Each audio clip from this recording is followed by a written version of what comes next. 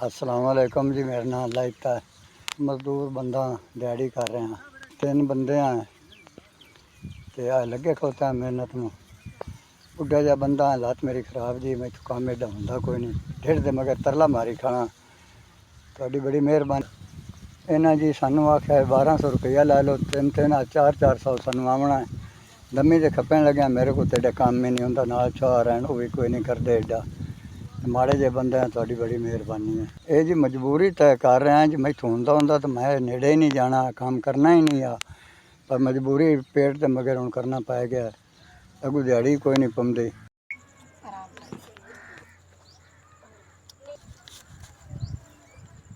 अस्सलाम वालेकुम।